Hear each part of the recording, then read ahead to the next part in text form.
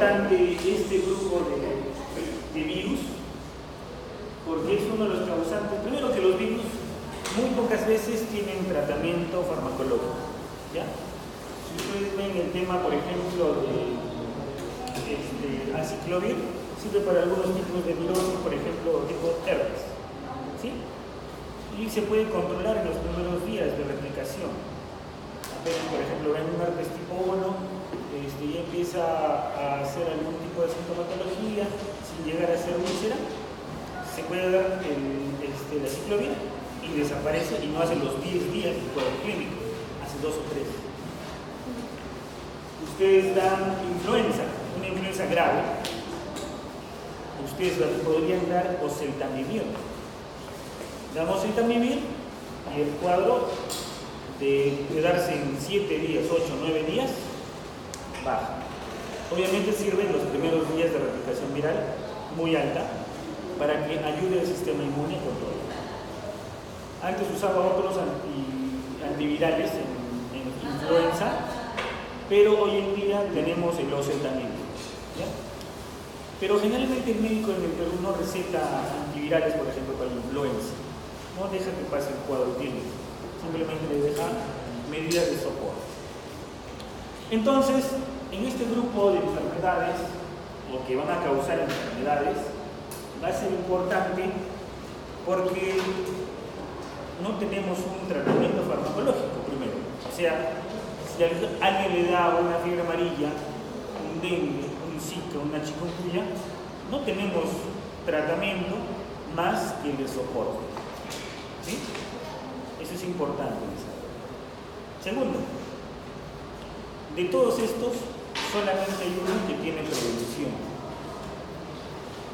Hablando del tema de vacunas, que es el de la fiebre amarilla. O sea, se está probando algún tipo de vacunas tetravalentes para, por ejemplo, dengue. Sí, pero no están utilizadas a nivel humano. Entonces, no se puede utilizar, no tenemos. Entonces, no hay forma de controlar más que solo la fiebre amarilla. Ya, eso debe quedar claro. Si alguien les pone el examen, no, en parte preventiva se debe colocar la vacuna del dengue, ¿no? Ese alumno ya no debe estar aquí, ya no debe continuar la carrera, ya sería el colmo. ¿Ya? Eso debe quedar claro. Solamente tenemos vacuna para fiebre amarilla. Y eso lo hace, pues, importante. El tercer tema es que estas enfermedades tienen, no todas, mayor letalidad. ¿Y por qué, doctor, si no todas son? Porque resulta que todas tienen un cuadro similar, no igual, similar. Entonces yo debo identificar la que es letal de las que no son letales. Porque si es letal, me va a causar muerte y daño. Entonces debo identificarlas, ¿ya? Siguiente. Pero doctor, hay medidas de prevención. Bueno, en la zona tropical, trata de eliminar todos los mosquitos posible, ¿no? Tienes que aprender a convivir.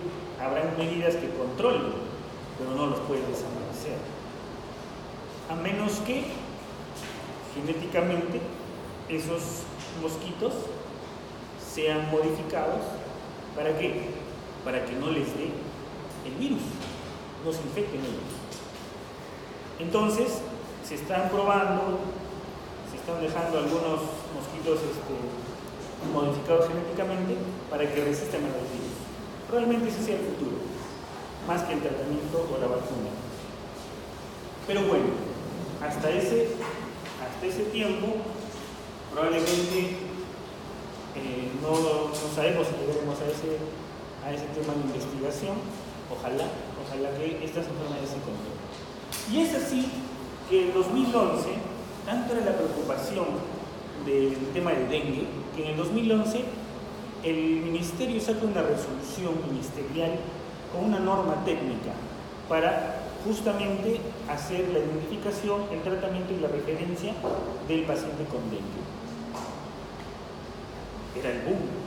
Todos los exámenes de internado, residentado, venían 5, 6, 7 preguntas de dengue. Hoy eso ha bajado, pero empezó el otro boom.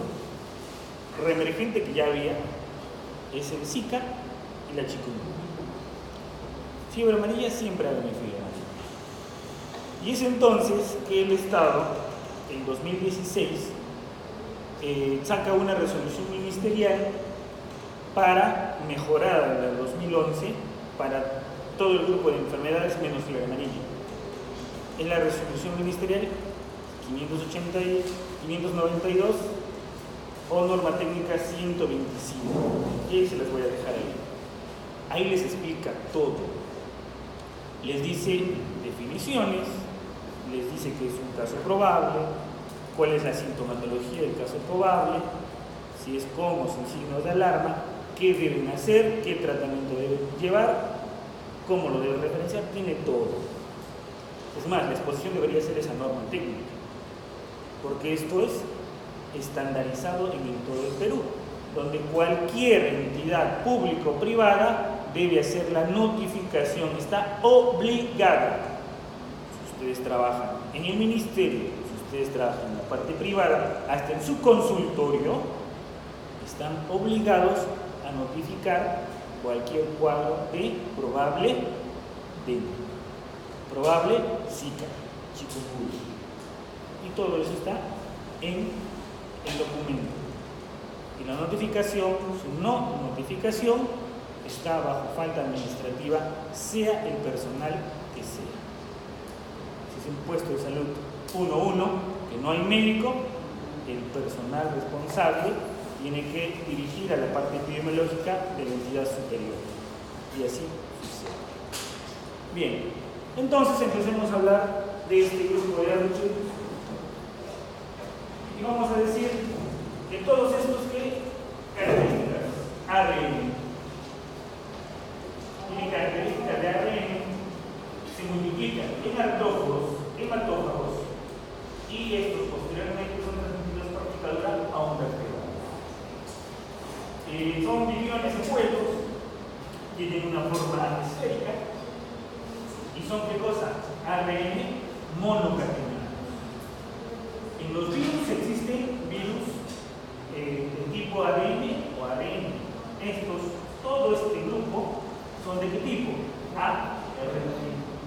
Ya se les pongo el virus de dengue, tiene una cadena ADN bicatenaria, ¿será verdad? No. Monocatenaria es ARN. Bien, estos arcovirus hay una cantidad inmensa de virus, la mayoría están procedentes de artrópodos, de los animales, generalmente causan estos cuadros clínicos graves: fiebre amarilla, dengue, hepatitis equina y fiebres hemorrágicas. Hay fiebres hemorrágicas, a nosotros nos interesan estas. De estos arbovirus hay los Tobacillidales, que vamos a ver quién se encuentra aquí, es el tema de la chikungunya. Los Claviviridae, que se encuentra justamente el dengue, y se encuentra la fiebre amarilla, y que van a ser transmitidos por mosquitos.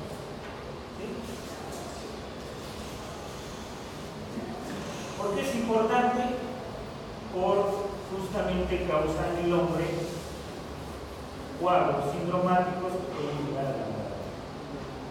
Estos Claviviridae, vamos a empezar con los virus, 23 son las causales de encefalitis y fiebres hemorrágicas. De todo este grupo, los que en el Perú afectan son San Luis, Nido, tal, no son generalmente de nuestra zona. Ahora, repetimos lo mismo de la primera cuestión. ARN monocatenario. Es que envuelve. La mayoría de estos virus tienen dos componentes importantes: proteínas estructurales y proteínas no estructurales.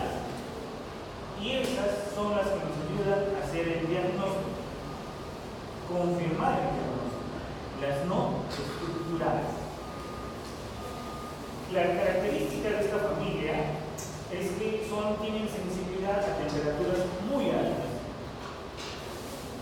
Son destruidas por los rayos ultravioleta y pueden ser eliminadas por repelentes iónicos y no iónicos. Es por esta razón la dificultad de que nosotros podamos encontrarla en el medio ambiente y necesiten un vector para su transmisión. Entonces, es importante recordar estas características porque no puede haber un tema de contagio oral. No es como la tuberculosis, de que tú le puedes estar cerca de la contagiante, porque el foco no va a ser el humo, va a ser el virus. Entonces tiene otras características. Por eso no puede ser una infección de tipo de transmisión de persona a persona. No hay posibilidad.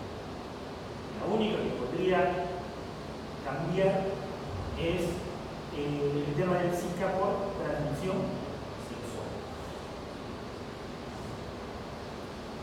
La infección es entonces en la mayoría del grupo de los coronavirus va a provocar infecciones febriles agudas y diferenciadas, encefalitis en algunos casos que no los tenemos, hemorrágicas.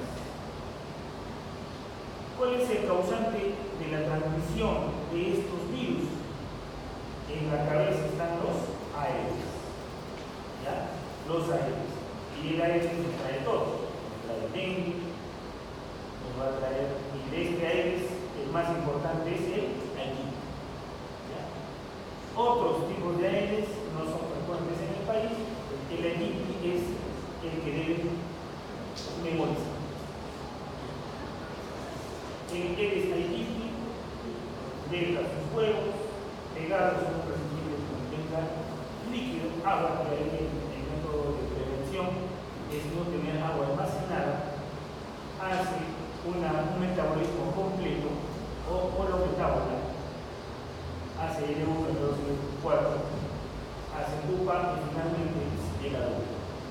Generalmente el ciclo urbano es por picadura de mosquito. Y en el silvático, adicionalmente, puede usar un mamífero infectado para llegar a ellos. El dengue, lo mismo que las primeras diapositivas, ARN, envoltura, esférica, monocatenaria, porque son de la misma familia. Pero tiene 4 serotipos, y aquí la importancia de ellos. El D1, el D2, el D3, el D4. Son importantes estos serotipos porque algunos de estos van a causar mayor gravedad y porque su reinfección puede provocar mayor gravedad. Me explico. Ustedes van a Piura, por el motivo que sea, viene el mosquito, los infecta, hace una incubación de más o menos 5 a 6 días y empieza a haber fiebre. Dice, me está dando fiebre. Por ahí empieza a dolerles el cuerpo. Parece que me va a dar una influenza. ¿No? Empieza dolor cefalíaco, dolor retrocular. Bueno, bien, pasó el 5.º día de fiebre. Estaba con su paracetamol, su antangina o metamizol y lo mismo. Bajó el fiebre, se controló y 7.º día no pasó nada, acabó como si hubiera pasado una influenza. El cuadro parece una influenza. Les dio el D1. Paciente joven, con un virus totalmente muy suave. No pasaron sin problema. Después de unos meses vuelven y tienen la mala suerte que nuevamente un mosquito infectado les pica. Tuvieron buena suerte porque el que llevaba el insecto era del 1. ¿Qué pasó? No pasó nada. parecía que iba a aparecer como un resfrío y el primer día desapareció. Chévere.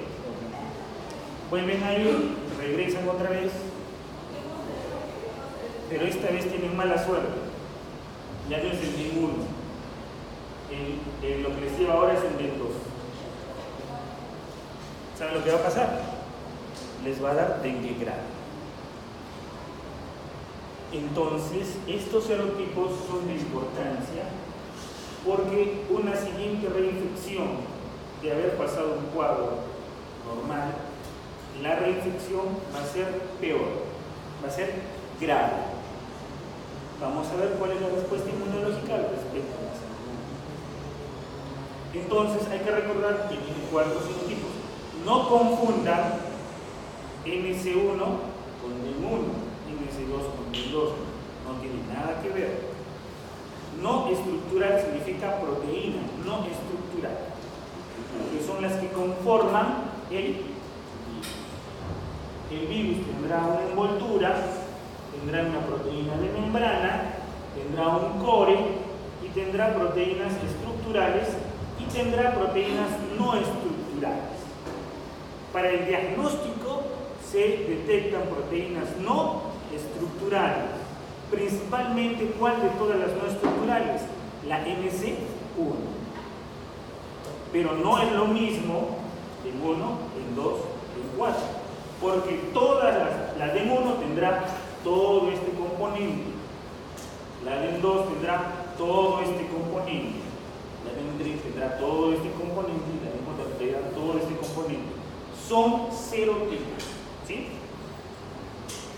Eso tiene que quedar claro. Y tienen cierta predilección por ingresar a los mononucleados.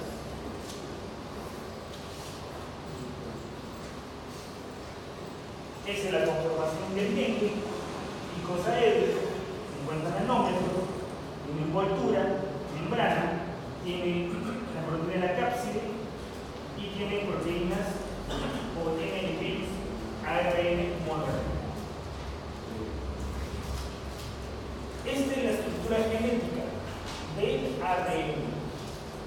Y en ella tiene todos los componentes genéticos que van a provocar y van a producir, si son traducidos en las proteínas correspondientes. Por ejemplo, tenemos aquí la proteína NS1, es la que generalmente inicia el estímulo antigénico. Es la que es detectada cuando ingresa a una célula y es llevada por el complejo mayor de histocompatibilidad tipo 1. Generalmente es la que presenta. Es la que se presenta cuando se detecta en la célula. Las otras proteínas no estructurales, las otras MS, tienen otro tipo de funciones en el virus.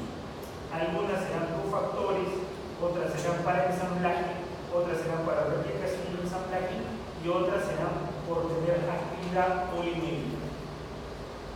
Dependerá entonces de los segmentos que sean traducidos en el ribosoma del hueso.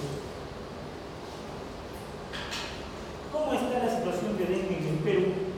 La situación de dengue en Perú está en incremento.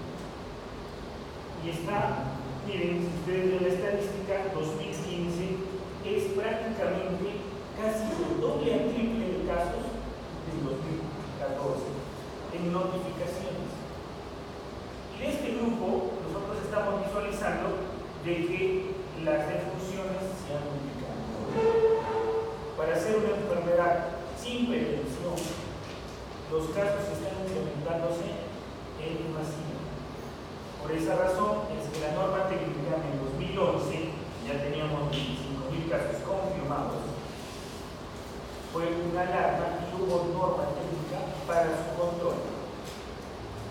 A pesar de que en 2011 la norma técnica establece los elementos de referencia, de diagnóstico y tratamiento, los casos siguen en aumento. Es así que en el 2015 tenemos 17.000 casos. Lo que ha mejorado es que la enfermedad ha tenido casos probables notificados. Eso ha sido un aumento por el tema de la norma técnica 2011.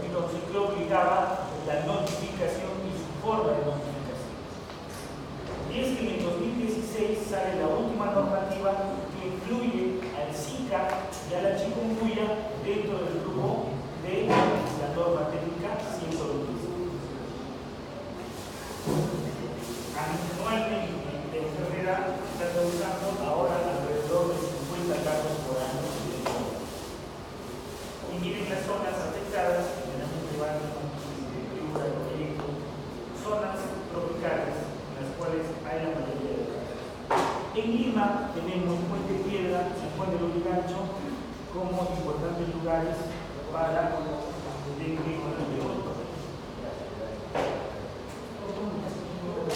¿Cómo sucede? ¿Cómo es la fisiopatología del dengue? Aquí hay que remarcar que esto es un poco lo que era el dengue clásico y hemorrágico que antes se manejaba. Hoy día ya no se maneja el dengue clásico y el hemorrágico. Eso ha pasado un poco a la historia. ¿Por qué? Porque el tratamiento que se instauraba y la detección eran muy inespecíficos. Tú hablabas de un paciente con dengue clásico, un paciente que tenía la sintomatología de cefalea, dolor retroocular, fiebre, mialgias, y que de pronto hacía un rash al 6º día de la fiebre y mejoraba con algunas náuseas, vómitos, se le acompañaban y mejoraba el paciente y terminaba. Un dengue clásico que le llamaban. Y el dengue hemorrágico era el cuadro que empezaba con un tema de vómitos, dolor, de hipocondrio, había con sangrados y podía llegar al shock del paciente y el paciente podía fallecer. Pero no te daba un tema de poder, tú cómo detectarlo y cómo medir medidas, valga la redundancia, lograr detectar a ese paciente y que no vaya a llegar a la mortalidad. Es entonces que cambia toda la clasificación de dengue. Porque normalmente el dengue, una vez que ha picado el agente, les deja el virus se replica y empieza a replicarse. Ingresa por los monocitos, células presentadoras de antígenos, y estos van a los órganos hematopoyéticos secundarios, ganglios linfáticos. En el ganglio linfático empieza a haber proliferación, replicación viral en todos los ganglios linfáticos. Este proceso dura alrededor de 5 o 6 días, que se llama periodo de incubación. Una vez que pasa el periodo de incubación, el siguiente periodo, ¿cuál es? Sintomatología clínica, bajo la fiebre. Y la fiebre empieza a aumentar de manera gradual, no brusca. La fiebre aumenta y es así que puede ser controlada, el paciente ya siente la sintomatología, empieza a tener mialgias, cefalea, y de ahí empieza a bajar la fiebre.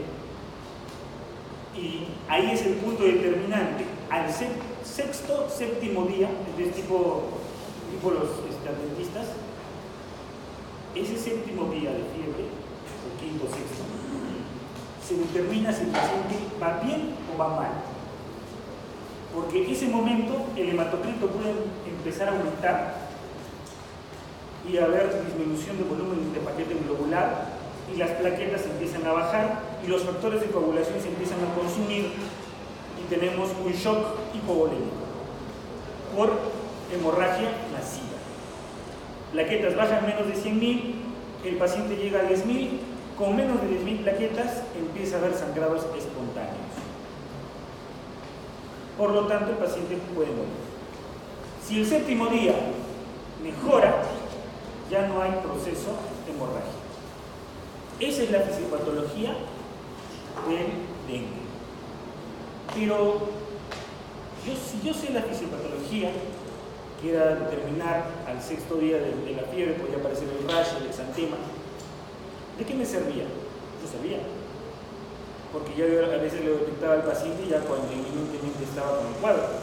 Y es entonces que se identificaron que las sintomatologías, algunas eran más específicas para dar alarma de que iba a pasar un cuadro de hemorragia masiva.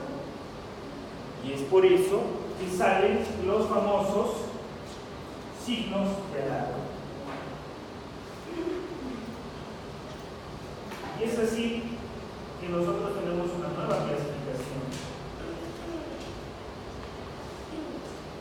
Y miren, esa es la clasificación.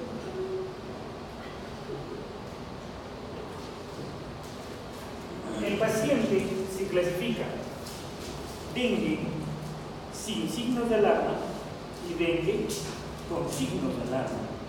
Y la siguiente clasificación es dengue hemorrágico, grave. Ya no existe hemorrágico, ¿ya? Esa clasificación ha pasado a la historia.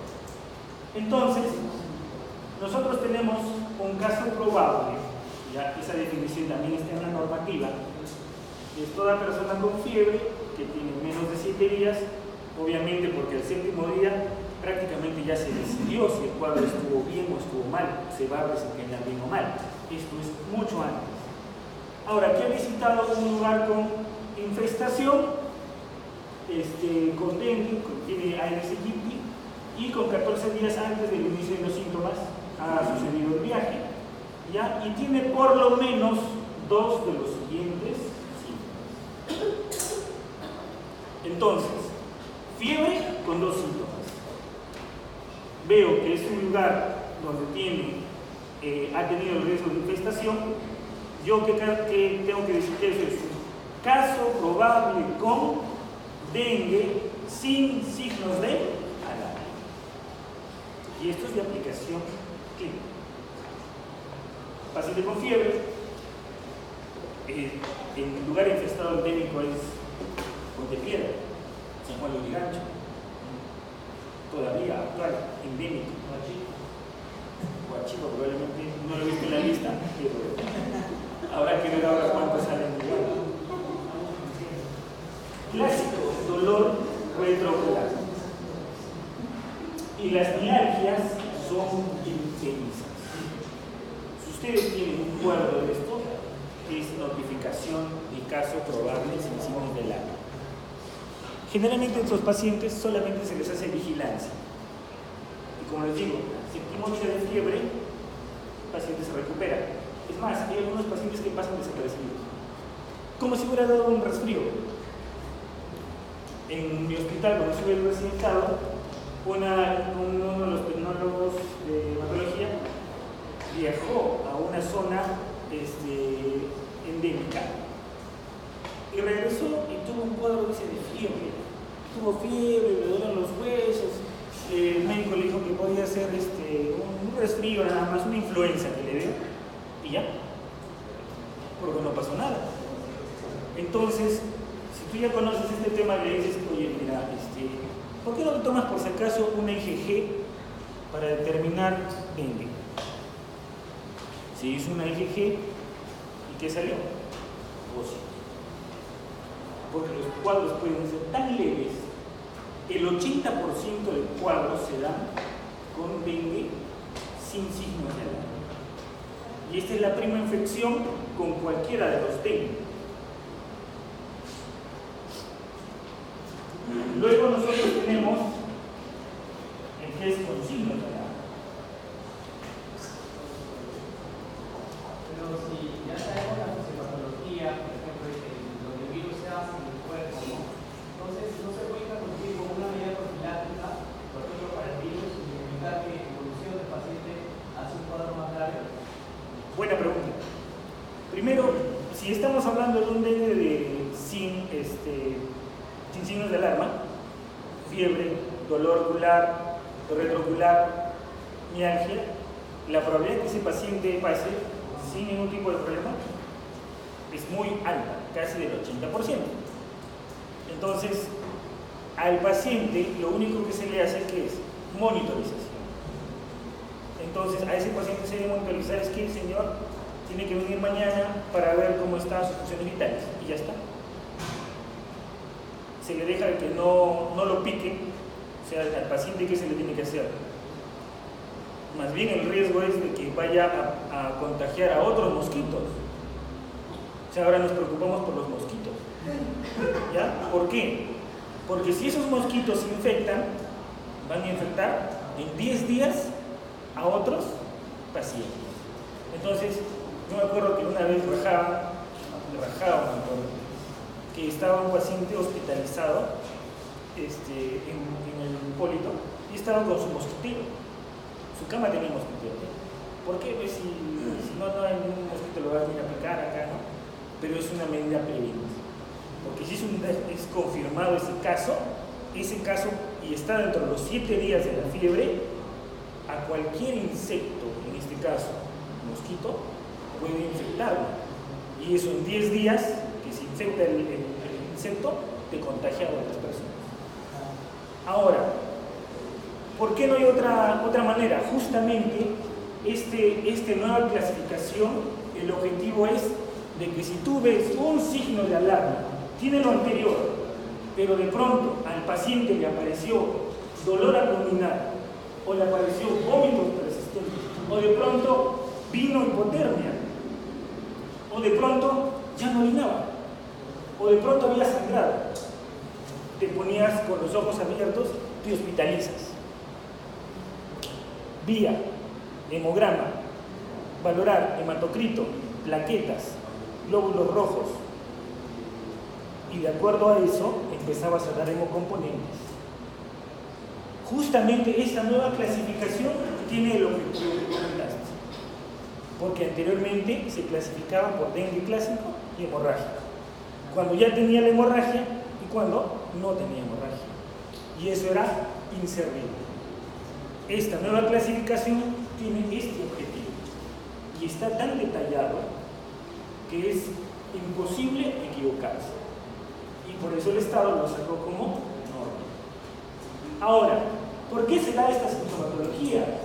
Porque lo que empieza a hacer el virus, una vez que ha infiltrado órganos secundarios hematopoyéticos, va a empezar el sistema inmune a hacer una respuesta y va a empezar a haber mayor liberación de sustancias vasoactivas, y a la hora de haber mayor liberación de vasoactivos, lo que vamos a tener es empezar a ver derrames. Y cuando el derrame sucede, por ejemplo, a nivel hepático o cercano hepático, hacen semejanzas de dolor en el hipocondrio derecho pareciendo una hepatitis. Y cuando se complica, puede hacer las complicaciones de otros tipos de infecciones. Puede llegar a ser hepatitis aguda, puede hacer procesos de coagulación intravascular diseminada. ¿Por qué?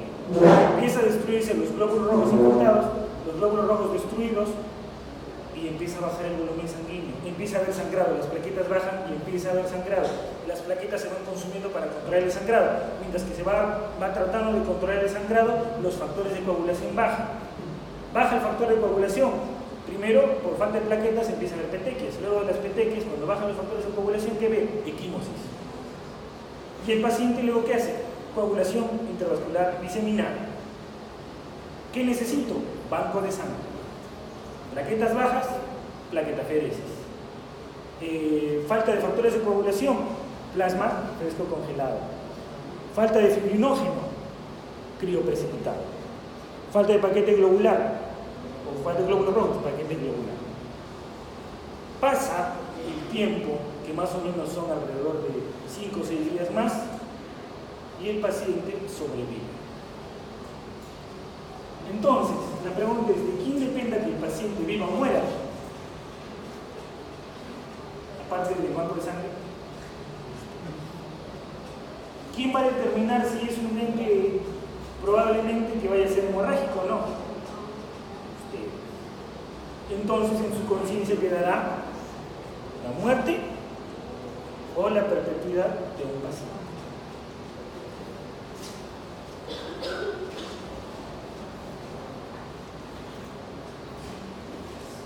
Entonces, el periodo de incubación generalmente va alrededor de los 6 días, es un amplio rango.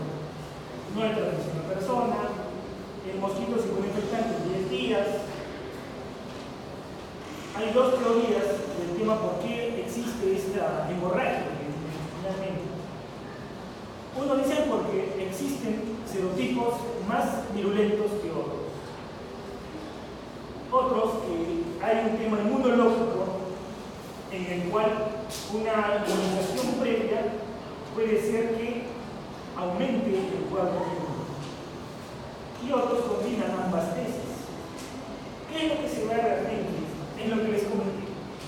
Paciente, acuérdense del personal de mi laboratorio, que se infectó una vez con D1, fue nuevamente y se infectó con D2, y en la segunda vez le va a dar más grave. ¿Y por qué sucede? Porque una vez que uno ha detectado un nuevo virus, la hora de modificación de la región hipervariable, ¿se acuerdan ustedes de la región hipervariable, no es cierto? La región hipervariable, que se encuentra en la zona variable, que es la zona final, tiene CDRs, CDR1, CDR2, CDR3. Estos genéticamente hacen hipermutación somática, lo que expresa que en los CDRs se modifiquen. ¿Para qué? Para que tenga una adecuada unión antígeno-anticuerpo con el virus, en este caso, por ejemplo, del 1. Entonces, la primera infección creó y dejó anticuerpos del 1 con una muy buena hipermutación somática. Si tenemos una reinfección y es de 1, va a detectarlo y no vas a hacer la enfermedad. Pero si es un DEM2, tiene una estructura parecida, pero no igual. Y por lo tanto, la unión no es muy adecuada. Y hay una reacción cruzada. Y esta reacción cruzada es inadecuada. Y hay aumento de la actividad inflamatoria por una inadecuada unión antígeno-anticuerpo. Y lo que vamos a tener, por tal motivo, mayor liberación de sustancias vasoactivas por un proceso inflamatorio aumentado, y vamos a tener un dengue grave. Es como una sensibilización primaria que ha habido, algo así, por ejemplo, un paciente que es alérgico a la picadura de la abeja o el hijo, ¿no? Tiene una primera sensibilización y la segunda ya es incompatible, algo parecido. Algo parecido, solo que se supone que esta sensibilización es para detección. Y a la hora de detecta mal y confunde algunas células nuestras con virus. ¿Por qué? Porque esta unión no es adecuada. Y justamente esos serotipos y esa reinfección es la causante de que una segunda infección sea más.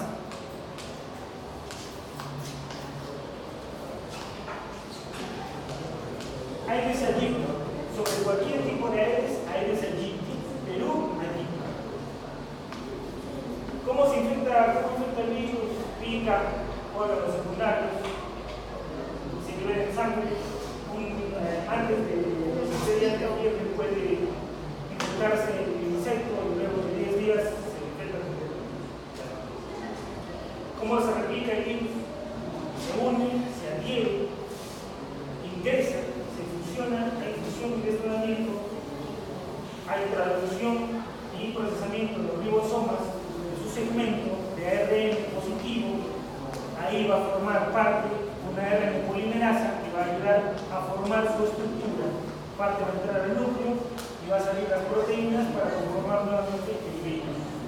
Hace una maduración y sale en el reticulado plástico, y finalmente sale en el aparato de biología. Y sale nuevamente el virus para infectar todas las células. 4 serotipos inmunológicos, del cual el 3 es más violento. Nosotros en el Perú tenemos los 4, pero en cierta frecuencia el 2 y el 4. ¿Sí? Pero el más violento es el 3.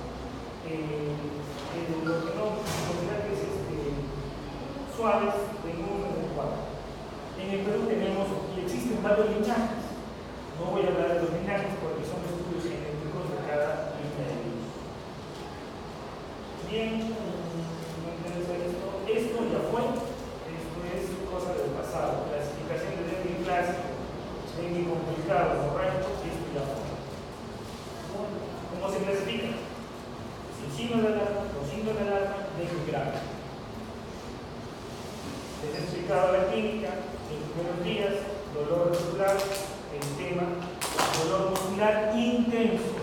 Antes esto se llamaba la fiebre quebrantahueso, porque era un dolor intenso, muscular. Puede haber calofríos que son causantes de la fiebre. Cuando ya hay otros problemas, ya son signos de alarma. Aquí no está diferenciado. ¿Ya? Por eso es importante que la norma técnica sí la conozca, cuando existe dice qué síntomas son los que se encuentran en signos de alarma y los que se encuentran con los signos de alarma. Antes se estudiaba de esta manera y esto no es práctico. esto ya es lo que sucede. En realidad esto no es sintomatología, esto es exámenes de laboratorio, trombocitopenia. Las plaquetas empiezan a disminuir menos de 100.000, empieza a haber hemorragias por bajas plaquetas. Si hay en un paciente con fiebre, a partir de las menos de 20.000 plaquetas ya empieza a haber sangrados espontáneos. Pacientes sin fiebre, menos de 20.000 plaquetas con sangrados espontáneos. Estos pacientes con 20.000 plaquetas pueden hacer, no necesidad de hacer hemorragias, pueden hacer hasta hemorragias intracelulares. Hay bajas proteínas en sangre por depresión, empiezan a liberarse proteínas fuera y tenemos un shock hipovolémico. Puede haber dolores en el fondo derecho por desplazamiento del hígado, por los líquidos que se extravasan y puede haber hemorragias. ¿Qué diferencia entre equimosis? Equimosis por plaquetas, equimosis por falta de factores de coagulación. Primero plaquetas, luego y finalmente pasa el séptimo día, y el séptimo día, si no pasa nada, todos felices. ¿Por qué? El séptimo día decide todo. Si empeora el paciente, mejor. En lactantes es inespecífico. Diagnóstico diferencial, influenza, caso sin alarma. Rubiola, caso sin alarma, porque puede presentar un rash. Leptospirosis, porque puede presentar mialgias con fiebre. Pero ¿qué temas tiene la leptospirosis? Ictericia. En estos casos, el dengue solamente podría ser ictericia en casos graves. Malaria, cuadro similar, tiene también su fuente de infección, pero hace también ictericia. Hepatitis agudas, generalmente las transaminasas van a ser más de 1000. El dengue puede hacer más de 1000, sí, pero cuando es grave. En cambio, la hepatitis lo va a hacer desde un inicio. Schoen, Kawasaki, recuerden, leucemia. Por infiltración de médula ósea puede hacer plaquetas bajas. Tiene fiebre, pero no tiene mialgia ni generalmente dolores osteoarticulares. Entonces, leucemia también puede ser el diagnóstico diferencial, pero se le puede caracterizar por algunas otros síntomas. Fiebre amarilla. La fiebre amarilla son dos picos, uno de fiebre aguda, acá es gradual, fiebre amarilla es aguda, luego parece que sana y luego hace ictericia. Es diferente del cuadro, puede ser el diagnóstico diferencial en la primera semana. Complicaciones en lo que es dengue grave. Y el dengue grave, ¿de qué se caracteriza? De shock hipovolémico. ¿Cómo yo hago diagnóstico de shock? En 5 segundos. Alteración de conciencia, pulso no palpable, miembros inferiores y superiores fríos. Shock, diagnóstico de shock en 5 segundos. No necesito tomar de presión arterial. Si ustedes ven eso, shock, ese paciente, sea el diagnóstico que sea, pasa trauma shock, a darle lo primero canalización de vías y luego de eso se le coloca cloruro de sodio a chorro. Son 30 mililitros por kilo y eso es prácticamente 1 mililitro en un paciente de 70 años.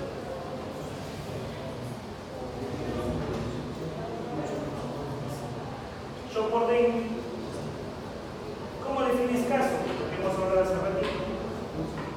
Caso probable. Paciente que tiene fiebre y está acompañado de 2 o más síntomas, que sería caso probable sin signos de alarma. Confirmado, sea cualquier caso probable como sin o dengue grave, ¿con qué? Con una prueba de laboratorio. Hay que evaluar el historial de viajes. ¿Y qué es lo que se evalúa? Aquí está mucho mejor este tema de las pruebas.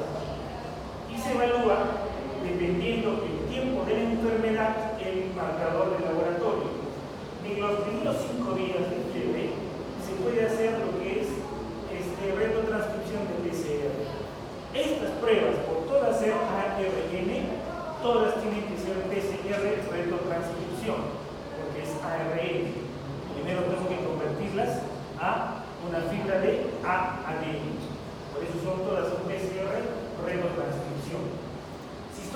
en la primera semana lo que voy a detectar es el antígeno, no el anticuerpo. Un ELISA de antígeno de la proteína no estructural 1. Ese es el diagnóstico en la primera semana. Pasa la semana de fiebre, ya el sistema inmune tiene anticuerpos. ¿De qué tipo? IgM. Y entonces puedo dosar IgM. Si es que doso esto, puedo evidenciar seroconversión viendo la disminución de IgM a los 14 días y aumento de la IgG. Cuantificación IgG generalmente no se hace. Y esto es lo que se hace en nuestro país. Obviamente en laboratorios de referencia. A veces en el examen físico se hace la prueba de la fragilidad del torniquete, pero teniendo hoy día en un hospital, obviamente que ya esto pasa un poco de lado. Pero bueno, vamos a hablarlo. Se hace con, primero se toma la presión arterial, ¿no es cierto? Ustedes que ya han llevado semiología saben cómo se toma la presión arterial, ¿no es cierto? Qué pena. Entonces, se toma la presión arterial y se saca la presión diastólica y sistólica. Una vez que se saca la presión sistólica y diastólica, se hace una fórmula para sacar la presión arterial media. ¿Ya? ¿Cómo se saca la presión arterial media? Dos formas. Normalmente es un catéter venoso central que te dé la presión arterial media o hacen la fórmula. La fórmula es fácil. ¿Quién sabe? ¿Quiénes ya han llevado?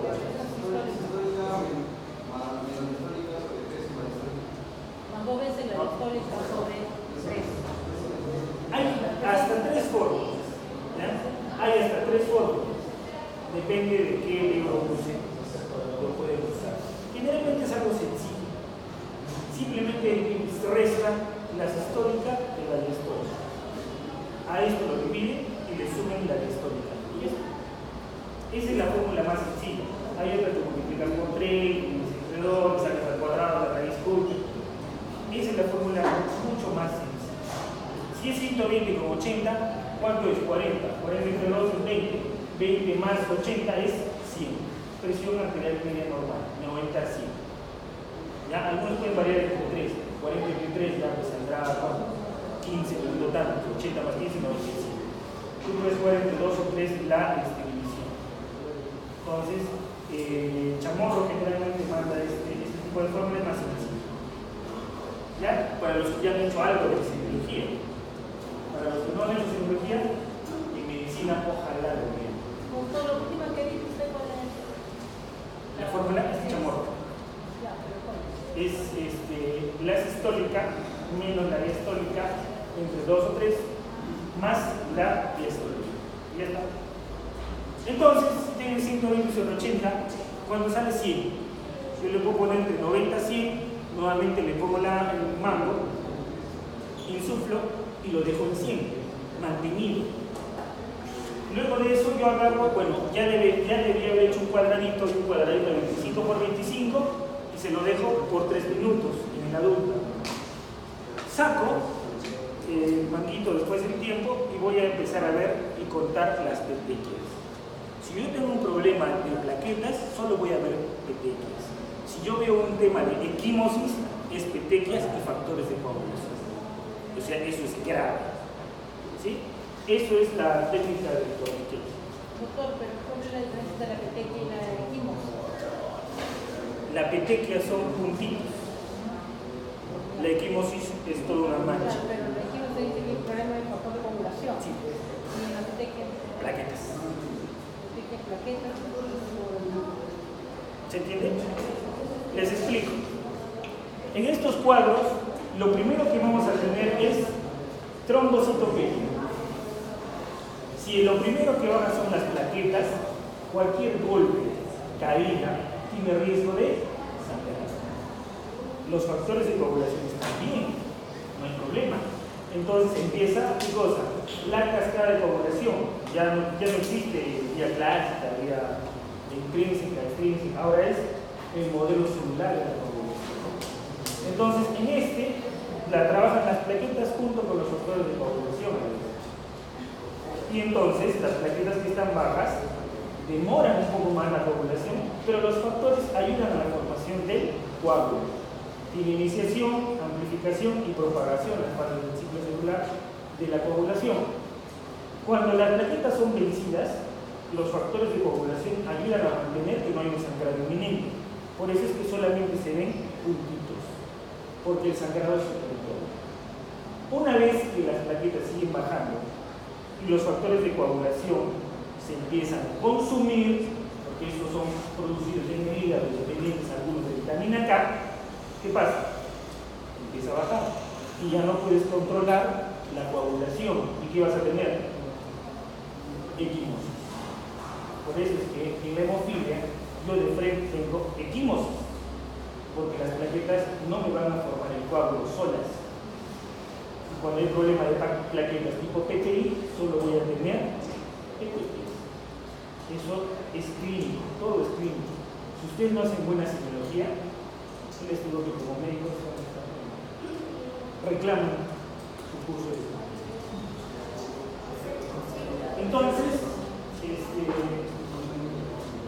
tendremos esta prueba como para evaluar. Y ahí está la prueba puntiforme, presiona y no cambia de color. Diagnóstico: ELISA para antígeno MS. Virus, cultivo, solo MS, nada más básico. Diagnóstico diferencial con todo. Fiebre amarilla, ¿hasta aquí se entendió? El tratamiento que se tiene que dar es de soporte, dependiendo de lo que falta. Si faltan glóbulos rojos, glóbulos rojos. Si hay plaquetas, plaquetas. Factores de coagulación, plasmaricoplaquetas, fibrinógeno, crioprecipitado. Para el virus no se da nada para no existe algo confirmado. Por ejemplo, para hepatitis B, C, para los hepatitis generalmente se puede ayudar con estereo. En este caso, no. Es triste, pero simplemente ustedes son los que tienen que identificar al paciente para referirlo a un lugar donde haya hemocomponentes. Fiebre amarilla, flamivirus, esférico, igual que todos, igual, temperatura, más de 50, 60, etc. Tiene las proteínas membrana, estructural B, seguro, no interesa. Ya tiene varios tipos de proteínas de cultura, hay uno de 2 en 3, por se elimina por el exitoso. Ya es similar. Reservorios pueden ser hombres y machos.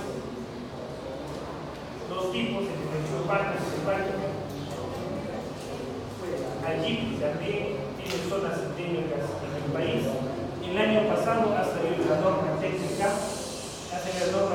para la fiebre amarilla. Miren, son dos normas técnicas que tienen que leer.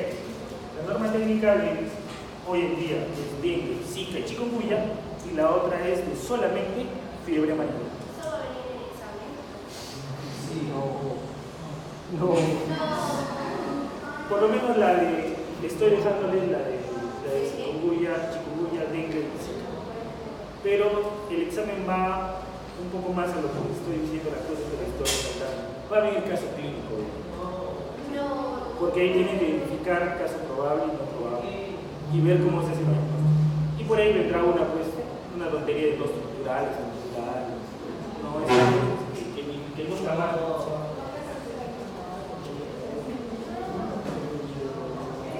Fiebre amarilla, a pesar de tener vacuna,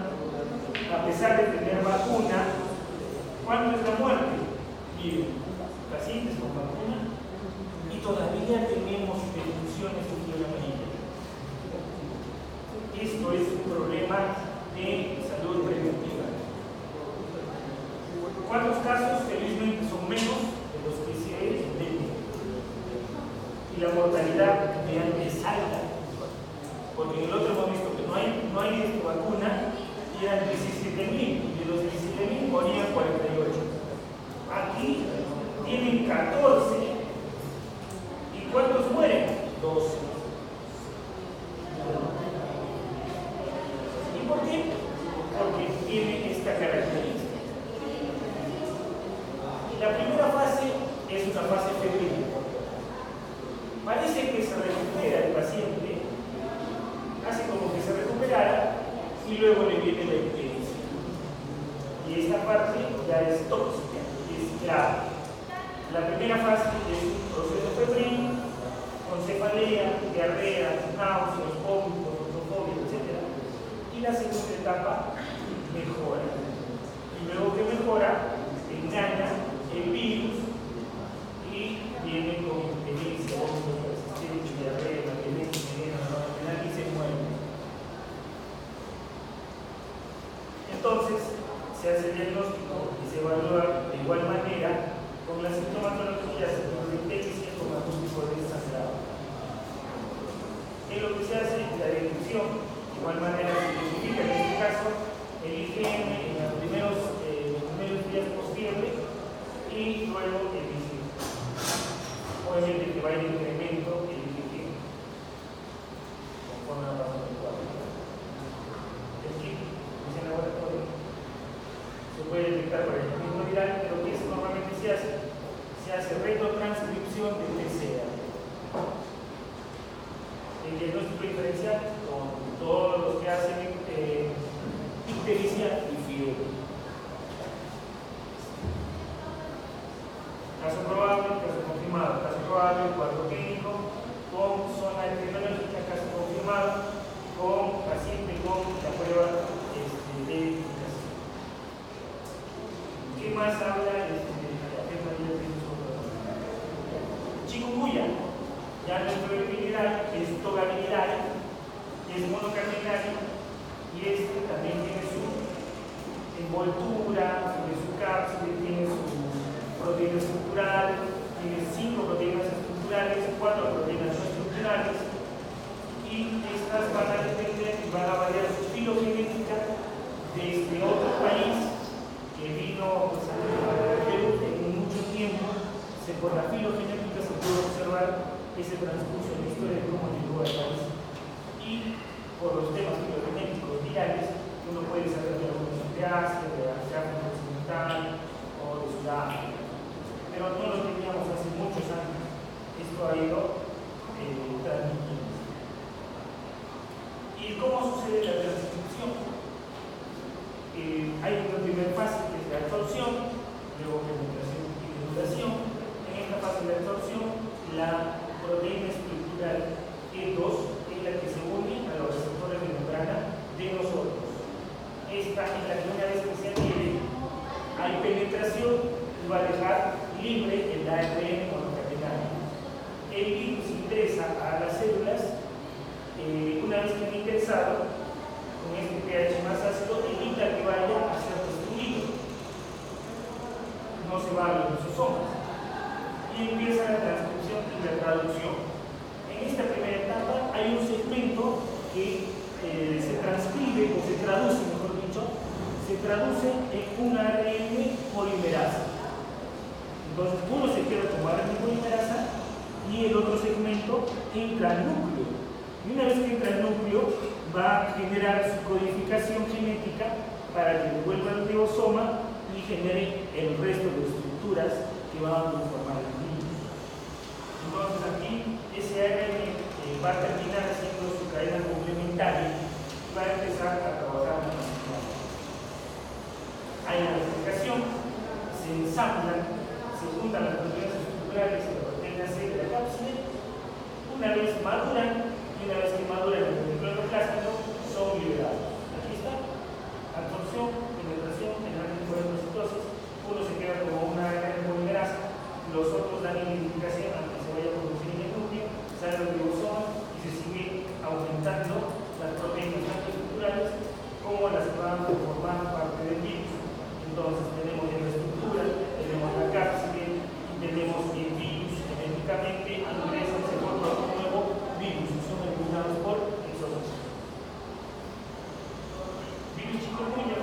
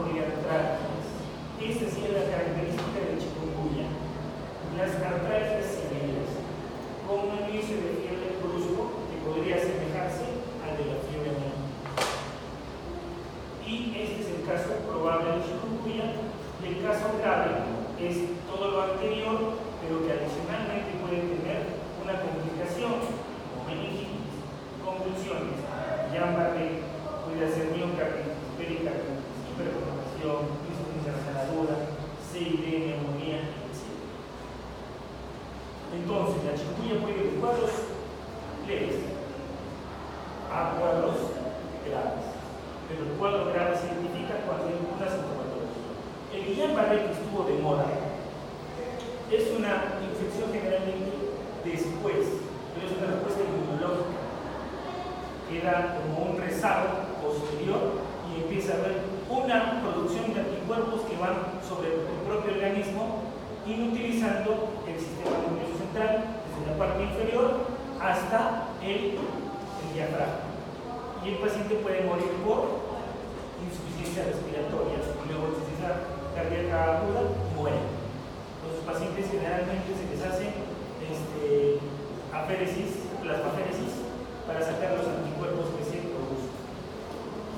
¿Ya? Y puede infectar otros tipos de órganos. Entonces hay dos tipos de chikungunya. ¿Cómo es el confirmado? Simplemente la prueba en los primeros días de fiebre, el de contracepción PCR, y si no, después de los días de fiebre, el IgM, anticuerpo IgM. Aquí no se detecta antígeno de estructura.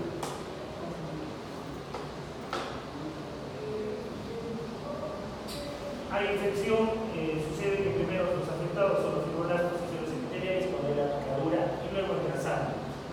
Pero eso no tiene un cuadro clínico. Ya luego cuando hacen la epidemia hace el cuadro. ¿Y quién es qué cosa? Respuesta inmune adaptativa, después de la innata, de tipo celular y moral. Empiezas con TH1, luego pasa a TH2 para empezar a eliminar inmunidad. Infecta algunos órganos y hígado, vaso, por eso es que hace toda la sintomatología de chikungunya grave. Ya, hace células mononucleares en el vaso, hígado puede llegar a ser una hepatitis, puede llegar a Guillain-Barré, hay hepatitis causante en el Perú, en otros países algo que. Y, como les decía, aquí la cefalea y las poliartraquias hacen que el paciente tenga cierta característica así de agacharse, de dolor, en esto que aparece también un rash en la diferencia. Y puede aparecer la fiebre súbita. Es el caminar encorvado por el dolor, es lo que viene a ser chikungunya, la traducción de la palabra chikungunya en Chimaconte es caminar encorvado. Entonces esa característica la tiene chikungunya. Fiebre, mialgia, con poliartritis y el rash. Generalmente eso no es chikungunya no grave, y la grave es cuando tiene algún tipo de alteración de órganos. ¿Por qué es importante? Porque en el embarazo puede provocar abortos y puede ser infección transversal, y que en el paciente puede provocar también infección, puede ser una mayoría preocupante, es la del sistema nervioso central. Diferencia entre dengue y chikungunya: la intensidad de las artralgias es mucho mayor en chikungunya. Aquí hay poliartralgias, mientras que aquí hay mialgias, y las mialgias no son tan intensas como el dolor en la chikungunya. Y otro componente, el componente hematológico, es totalmente en sangre, el leucopenia, mientras que aquí el grave depende del órgano infectado o de disfunción orgánica. Por lo tanto, creo que se tenemos que diferenciar con dengue y también con Zika, con leptospira, con fisiología, etc. ¿Cómo hace el diagnóstico? Primeros 5 días, retrotranscripción de PCR. Luego pasado, anticuerpos IgM o IgG. Acá no detecto proteína estructural ni no estructural. Ahí está. IgM, quinto de los 3 meses, y la seroconversión se puede dar a partir del día 14, hasta varios meses. Se puede hacer cultivo, no sé si viene específico para chikungunya, pero no. Lo que sí se hace es RT-PCR. No sirve un RT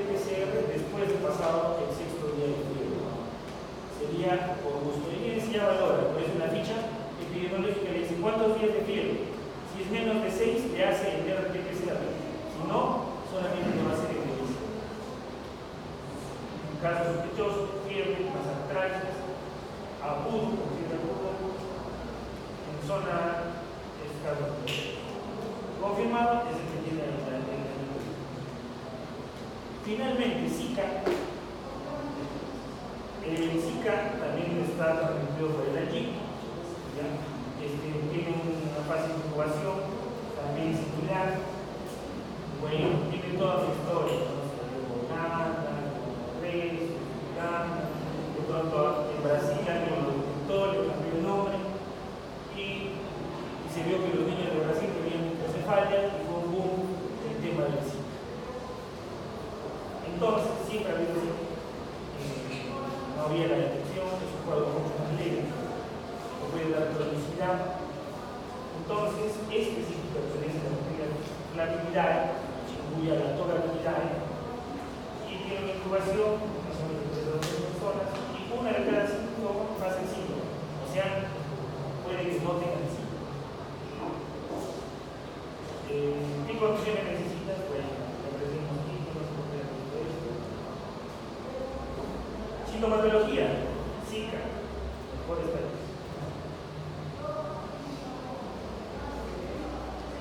Zika, aquí rash, hay exantema cutáneo, con que un tiempo normal de 7 días. Ya, adicionado que de fiebre. Aquí lo característico es que puede haber conjuntivitis, descartar cuadros de adenovirus. El adenovirus también da conjuntivitis junto con fiebre intensa y cefalea. Ya puede haber artralgia, esto es caso sospechoso de Zika. No hay un tema grave porque no es tanto el tema del cuadro de infección, sino lo que puede causar en el feto es microcefalia y esta se puede transmitir por relaciones sexuales. Por lo tanto, aquí ya se hace también cultivo de semen. Aquí se lleva también semen para estudiar. Diagnóstico confirmado, obviamente RT-PCR en los primeros días y después ELISA IgG. También en caso por transmisión sexual hay condiciones de la pareja, del estado, en la zona, etc.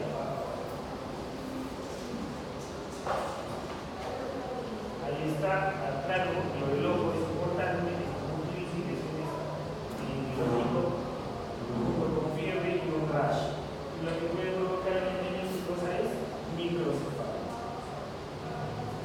Entonces es importante el tema del diagnóstico diferencial, porque para algunos casos puede depender la vida o muerte de nuestro paciente y en otros casos de la progenie. Por esa razón es importante hacer los diagnósticos diferenciales. Cada vez que aprenden por una nueva enfermedad, no la aprendan por enfermedad, aprendanlo por síndrome. Entonces, cuando tengan un síndrome ictérico, tendrán las enfermedades que producen más ictericia. Si es un síndrome febril no ictérico o ictérico, de tal manera que ustedes tienen la manera de descartar la enfermedad y decidir qué le van a hacer a su paciente. Si aprenden por enfermedad, nunca van a hilar bien. Bien, creo que esto es lo último. PCR, IgM, es lo último. Y aquí estoy dejándoles lo que sí es importante. Esto es del 2016, sacado del 2017 como norma.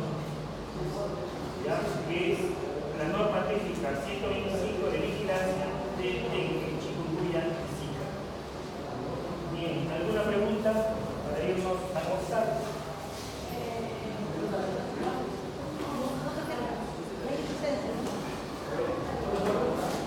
Son universidad. Bien, gracias.